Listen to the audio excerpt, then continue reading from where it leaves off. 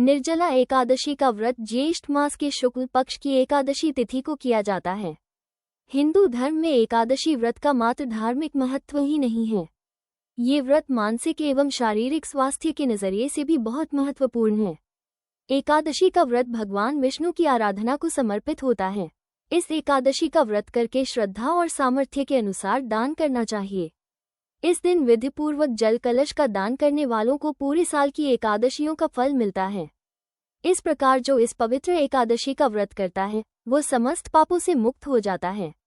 एकादशी व्रत का इतिहास। एक बार बहुभोजी भीमसेन ने व्यास जी के मुख से प्रत्येक एकादशी को निराहार रहने का नियम सुनकर विनम्र भाव से निवेदन किया कि महाराज, मुझसे कोई व्रत नहीं किया जाता, दिन भर बड़ी तीव्र क्षुधा बनी ही रहती है, अतः आप कोई ऐसा उपाय बतला दीजिए जिसके प्रभाव से सद्गति हो जाए। तब व्यास जी ने कहा कि तुमसे वर्ष भर की संपूर्ण एकादशी नहीं हो सकती तो केवल एक निर्जला कर लो, इसी से साल भर की एकादशी करने के समान फल हो जाएगा। तब भीम ने वैसा ही किया और स्वर्ग को गए। इसलिए यह एकादशी भीमसेनी एकादशी के नाम से भी जानी जाती है। निर्जला एकादशी का महत्व। निर्जला यानी यह व्रत बिना जल ग्रहण किए और उपवास रखकर किया जाता है, इसलिए यह व्रत कठिन तप और साधना के समान महत्व रखता है। हिंदू पंचांग अनुसार वृषभ और मिथुन संक्रांति के बीच शुक्ल पक्ष की एकादशी निर्जला एकादशी कहलाती है। इस व्रत को भीमसेन एकादशी या पांडव एकादशी के नाम से भी जाना जाता है। पौराणिक मान्यता है कि 5 पांडवों में एक भीमसेन ने इस व्रत का पालन किया था और वैकुंठ को गए थे, इसलिए इसका नाम भीमसेनी एकादशी भी हुआ। दिन भर इन बातों का ध्यान रखें। 1. पवित्रीकरण के समय जल आचमन के अलावा अगले दिन सूर्योदय तक पानी नहीं पिए। 2. दिन भर कम बोले और हो सके तो मौन रहने की कोशिश करें। 3. दिन भर न सोए। 4. ब्रह्मचर्य का पालन करें। 5. झूठ न बोले, गुस्सा और विवाद न करें। सिर्फ निर्जला एकादशी का व्रत कर लेने से अधिक मास की 2 एकादशियों सहित साल की 25 एकादशी व्रत का फल मिलता है। जहां साल भर की अन्य एकादशी व्रत में आहार संयम का महत्व है, वहीं निर्जला एकादशी के दिन आहार के साथ ही जल का संयम भी जरूरी है। इस व्रत में जल ग्रहण नहीं किया जाता है, यानी निर्जल रहकर व्रत का पालन किया जाता है। यह व्रत मन को संयम सिखाता है और शरीर को नई ऊर्जा देता है। यह व्रत पुरुष और महिलाओं दोनों द्वारा किया जा सकता है।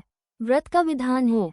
व्रत कथा। जब वेद व्यास ने पांडवों को चारों पुरुषार्थ धर्म, अर्थ, काम और मोक्ष देने वाले एकादशी व्रत का संकल्प कराया था, तब युधिष्ठिर ने कहा, जनार्दन, ज्येष्ठ मास के शुक्ल पक्ष में जो एकादशी पड़ती हो, कृपया उसका वर्णन कीजिए।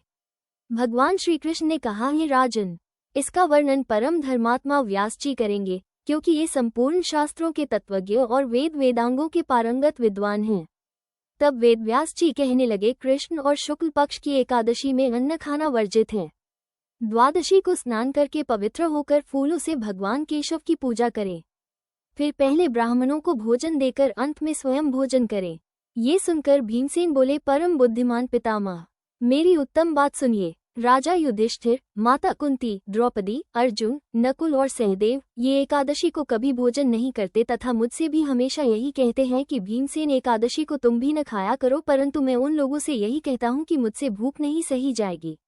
भीमसेन की बात सुनकर व्यास जी ने कहा, यदि तुम नरक को दूषित समझते हो और तुम्हें स्वर्गलोक की प्राप्ति अभीष्ट है और तो दोनों पक्षों की एकादशियों के दिन भोजन नहीं करना। भीमसेन बोले, महाबुद्धिमान पितामह, मैं आपके सामने सच कहता हूँ, मुझसे एक बार भोजन करके भी व्रत नहीं किया जा सकता, तो फिर उपवास करके मैं कैसे रह सकता हूँ। मेरे उदर में वृक्क नामक अग्नि सदा प्रज्वलित रहती है, अतः जब मैं बहुत अधिक खाता हूँ तभी यह शांत होती है। इसलिए महामुनि, मैं पूरे वर्ष भर में केवल एक ही उपवास कर सकता हूँ, जिससे स्वर्ग की प्राप्ति सुलभ हो तथा जिसके करने से मैं कल्याण का भागी हो सकूं। ऐसा कोई एक व्रत निश्चय करके बताइए, मैं उसका यथोचित रूप से पालन करूंगा। व्यास जी ने कहा, भीम, ज्येष्ठ मास में सूर्य वृष राशि पर हो या मिथुन राशि पर, शुक्ल पक्ष में जो एकादशी हो, उसका यत्नपूर्वक निर्जल व्रत करो। केवल कुल्ला या आचमन करने के लिए मुख में जल डाल सकते हो, उसको छोड़कर किसी प्रकार का जल विद्वान पुरुष मुख में न डालें, अन्यथा व्रत भंग हो जाता है। एकादशी को सूर्योदय से लेकर दूसरे दिन के सूर्योदय तक मनुष्य जल का त्याग करे तो यह व्रत पूर्ण होता है। इसके बाद द्वादशी को प्रभात काल में स्नान करके ब्राह्मणों को विधिपूर्वक जल और सुवर्ण का दान करे। इस प्रकार सब कार्य पूरा करके जितेंद्रिय पुरुष ब्राह्मणों के साथ भोजन करे। वर्ष भर में जितनी एकादशियां होती हैं, उन सब का फल इस निर्जला एकादशी से मनुष्य प्राप्त कर लेता है। इसमें तनिक भी संदेह नहीं है।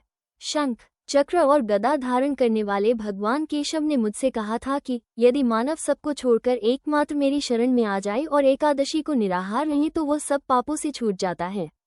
कुंती नंदन, निर्जला एकादशी के दिन श्रद्धालु स्त्री पुरुषों के लिए जो विशेष दान और कर्तव्य विहित हैं, उन्हें सुनो। उस दिन जल में शयन करने वाले भगवान विष्णु का पूजन और जलमयी धेनु यानी पानी में खड़ी गाय का दान करना चाहिए। सामान्य गाय या घी से बनी गाय का दान भी किया जा सकता है। इस दिन दक्षिणा और कई तरह की मिठाइयों से ब्राह्मणों को संतुष्ट करना चाहिए। उनके संतुष्ट होने पर श्रीहरि मोक्ष प्रदान करते हैं। जिन्होंने श्रीहरि की पूजा और रात्रि में जागरण करते हुए इस निर्जला एकादशी का व्रत किया है, उन्होंने अपने साथ ही बीती हुई 100 पीढ़ियों को और आने वाली 100 पीढ़ियों को भगवान वासुदेव के परम धाम में पहुंचा दिया है। निर्जला एकादशी के दिन अन्न, वस्त्र, गौ, जल, शैया, सुंदर आसन, कमंडलू तथा छाता दान करने चाहिए। जो श्रेष्ठ तथा सुपात्र ब्राह्मण को जूता दान करता है, वो सोने के विमान पर बैठकर स्वर्गलोक में प्रतिष्ठित होता है। जो इस एकादशी की महिमा को भक्तिपूर्वक सुनता अथवा उसका वर्णन करता है, वो स्वर्गलोक में जाता है। चतुर्दशी युक्त अमावस्या को सूर्य ग्रहण के समय श्राद्ध करके मनुष्य जिस फल को प्राप्त करता है, वही फल इस कथा को सुनने से भी मिलता है। भीमसेन, ज्येष्ठ मास में शुक्ल पक्ष की जो शुभ एकादशी होती है, उसका निर्जल व्रत करना चाहिए। उस दिन श्रेष्ठ ब्राह्मणों को शक्कर के साथ जल के घड़े दान करने चाहिए। ऐसा करने से मनुष्य भगवान विष्णु के समीप पहुंचकर आनंद का अनुभव करता है।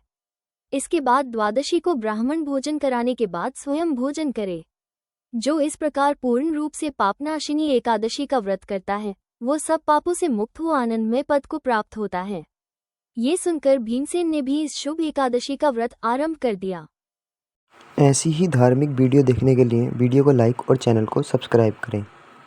जय श्री राम।